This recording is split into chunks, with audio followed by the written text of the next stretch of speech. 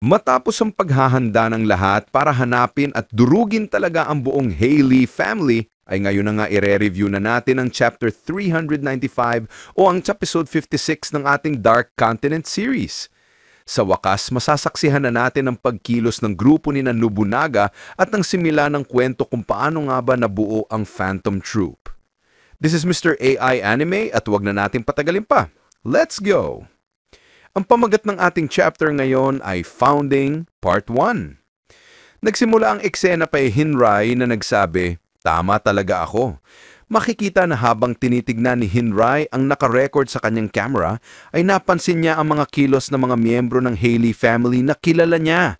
Ayon sa kanya, ito raw ang standard cabins pero pumasok raw ang mga ito at hindi na muling lumabas. Ilang oras ang lumipas, pumasok muli ang isa. Ngunit mula sa ibang direksyon naman. Kaya posibleng may mga secret passageways na naka-built-in na sa barko, mga kaibigan, kagaya ng mga hidden hideouts. Pero kung ang trap sa room 3101 kung saan nawala ang corporal ay ginawa gamit ang isang Nen ability, posibleng ginamit iyon ng Haley family bilang bahagi ng kanilang audition.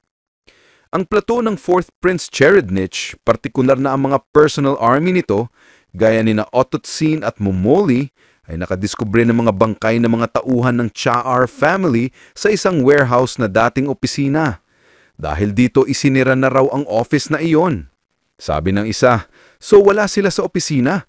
Sagot ni Wang, "Oo, at kasama niya rito sina Hinrai at ng tropa ni Borksen. Nagsagawa sila na yon ng isang cooperative plan."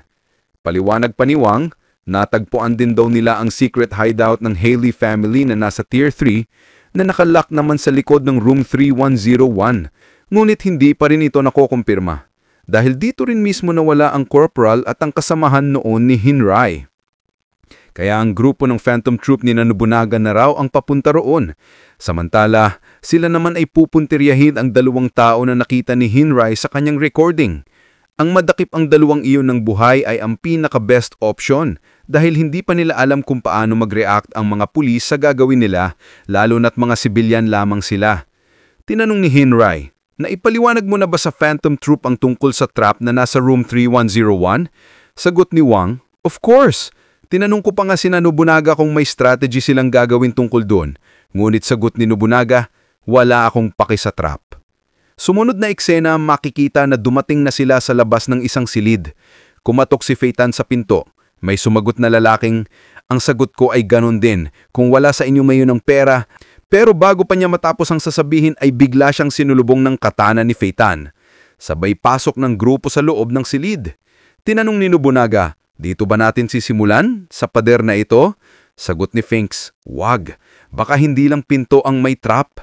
Kaya iminungha ni Feitan na subukan muna nila sa bathroom.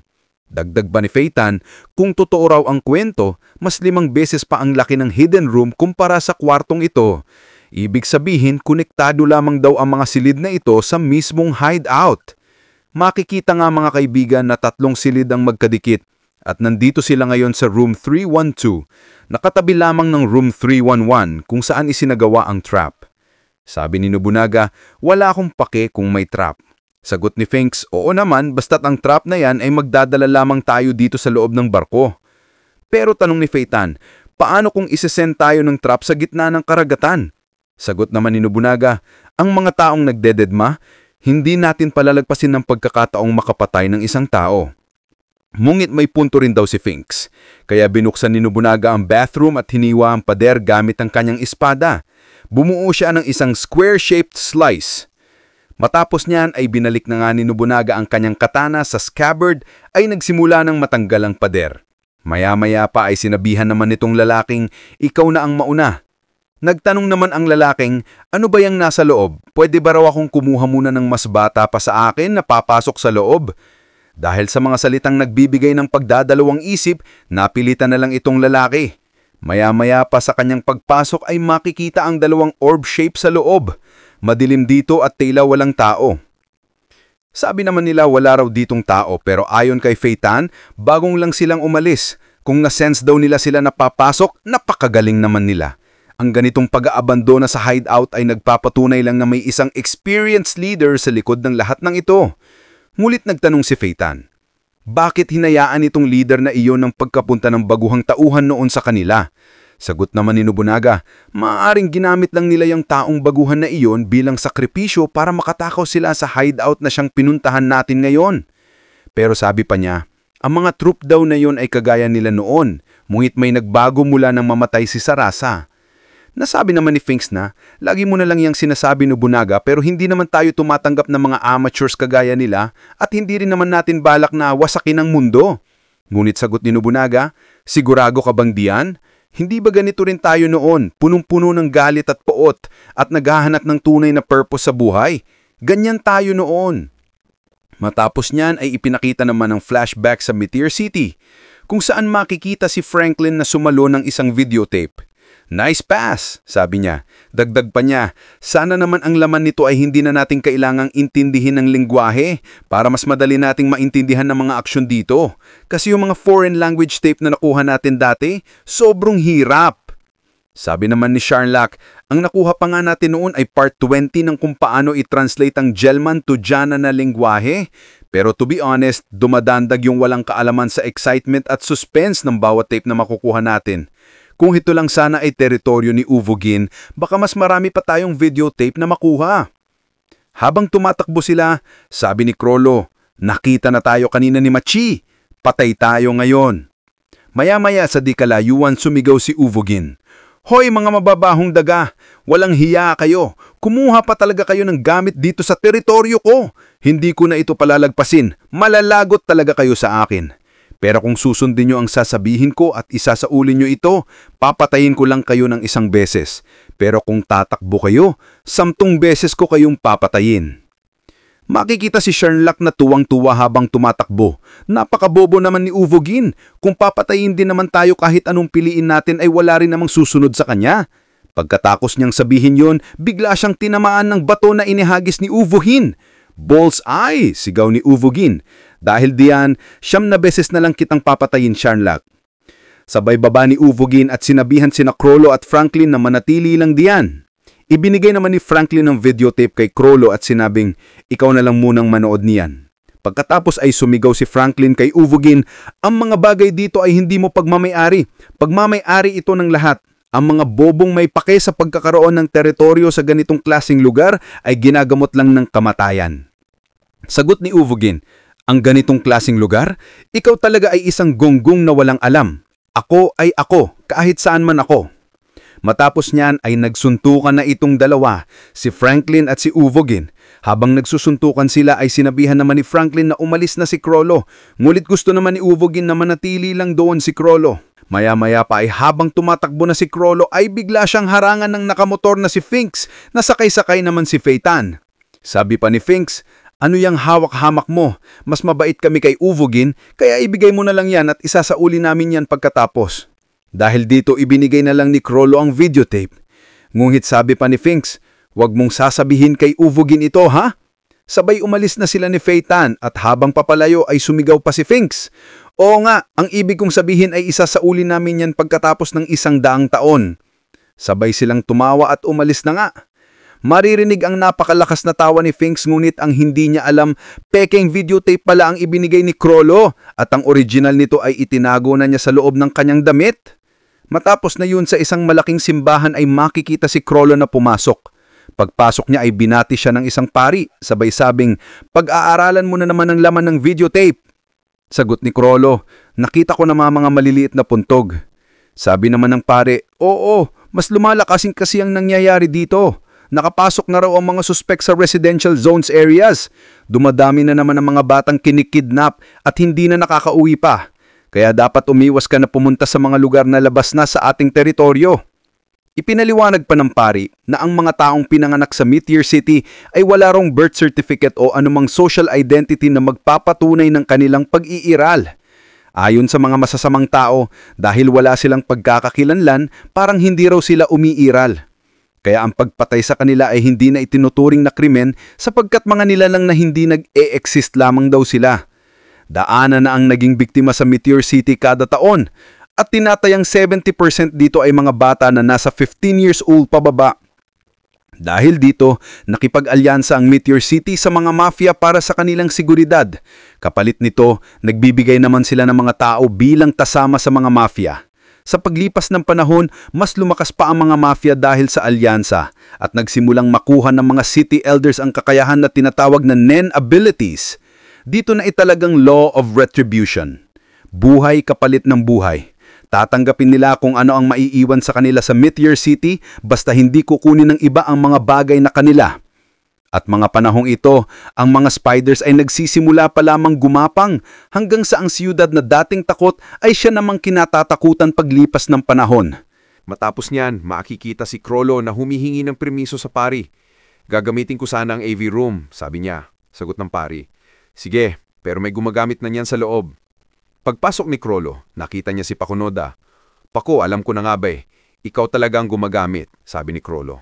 Sagot naman ni Pakunoda, wala kasing bumibisita nito, ayaw kasi nilang masermona ng pari. Sinabi pa nga niya na pinag-aaralan mo raw ang mga videotape. Sagot ni Krollo, nababahala ako kasi akala ko walang makakaalam na pumupunta ako rito sa simbahan. Sana lang hindi mo ko'y sumbong kina Franklin at uvugin. Umiti si Pakunoda. Lagi mo na lang talaga kaming nababasa na parang libro, Paku, sabi ni Krollo. Sagot naman ni Pakunoda, hindi naman sa ganon. Matapos niyaan, sinubukan nilang i-play ang videotape, ngunit wala itong laman. Sabi ni Pakunoda, sabi ko nga be. Habang nasa labas ang pari, narinig niya si Pakunoda ng namamangha. Alam mo na raw ang Gelman at Janan na lingwahe. Umiti si Krollo at sagot niya, oo pero nakakainis yung dalawang yon kasi kapag natutun mo na ang Gelman, parang nagiging dialect na lang ang Janan. Matapos niyan, sa isang basement, may kinausap naman itong pari na si Lisores pala ang pangalan. Sabi ni Lisores, humahanga raw siya kay Krollo dahil sa potential nito at nasurpresa siya sa pagiging creative ng mga idea nito. Dagdag pa niya, maganda sigurong ipakilala nila si Krollo sa mga city elders upang maipakita ang kakayahan nito. Sumang-ayon naman ang matandang kausap ni Lisores at sabi niya, magandang araw iyon dahil posibleng makatulong si Krollo sa paglutas ng mga problema sa Meteor City. Pagkatapos ni Ann, balik naman ang eksena kina Krollo at Pakunoda. Makikita si Pakunoda na namamangha sa pinapanood na videotape na may pamagat na power cleaners. Ayon kay Krollo, ang palabas ay tungkol sa Mighty Sweeping Power Cleaners, isang global sensation. Nasabi pa ni Krollo na may recording error daw ang videotape kaya ni-fast forward na lang niya ito ng 10 minuto at doon na nagmatch ang audio at video. Sabi naman ni Pakunoda, ang ganda nito. Dapat i-invite natin ang iba para sabay-sabay natin mapanood. Ngulit sagot ni Krollo, tama ka, pero mas maganda siguro kung naiintindihan talaga nilang lingwahe. Sabi naman ni Pakunoda, oo nga naman. Maya-maya pa, sinabi ni Krollo na may pabor daw siyang hihingin kay Pakunoda. Gusto raw nilang gumawa sila ng dub version ng palabas at gusto niyang marinig ito ng kanyang itinuturing na Little Brother. Sabi naman ni Pakunoda, lagi mo na lang akong tinatawag na ganyan pero mas matanda pa ako sa'yo. Ngumiti si Krollo at sagot niya, kasi bata kang tignan. Matapos niyon, humiling pa si Krollo ng isa pang pabor, ngunit inunahan na siya ni Pakunoda sabay sabing, gusto mo bang sabihin ko rin sina Sheila at Sarasa na mag-dub din bilang purple at orange cleaners? Kasi ang love triangle at ang palitan ng linya ng mga female members ay malaking parte ng kwento. Tuwang-tuwa naman dito si Krollo at sinabihan pa si Pakunoda, mahal kita. Ngumiti si Pakunoda at sabi, hindi mo na kailangan purihin ako. Kukumbinsihin ko naman talaga si Sarasa. Sagot naman ni Krollo, hindi ko naman sinabing puri iyon. Totoo naman talaga yon. Mahal kita. Napangiti si Pakunoda at sinabing, okay. Matapos niyan, sa sumunod na eksena, nakumbinsi na ni Pakunoda sina Sarasa at Sheila.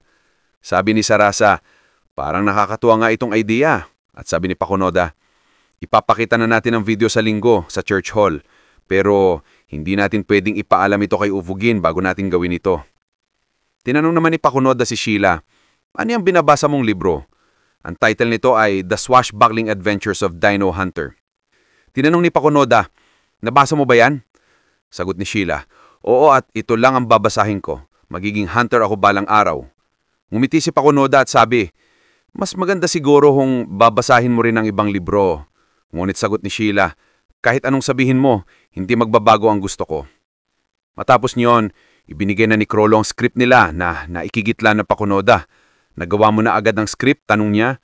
Sagot ni Krolo. Oo, the moment na hinanap ko si Sarasa, natapos ko na ito. Pagkatapos ay sinabihan niya si Sheila, huwag kang magbasa ng libo habang naglalakad, baka mapahama ka. Tinong naman ni Pakunoda, ikaw bang gagawa ng lahat ng boses? Sagot ni Krolo. Oo, pwede na tayong magsimula. Kasi kung magre-recruit pa tayo ng mas maraming tao, mas tataas lang ang risk na malaman ng ibang ginagawa natin. Sabi naman ni Sarasa, gusto kong maging orange cleaner. Gumiti si Sheila at sabi, hindi ka dapat ipinanganak dito, Krolo. Napakatalino mo. Sagot naman ni Pakunoda, tama ka. At sabi naman ni Krolo kay Sarasa, ang orange cleaner ay full of energy, kaya bagay sa'yo. Ngumiti si Sarasa at sabi, kaya nga, pinili ko siya. Matapos niyon, sa sumunod na eksena, makikita naman ang isang van. Sa loob, narito ang mga taong nakidnap, nakagapos at tila walang malay.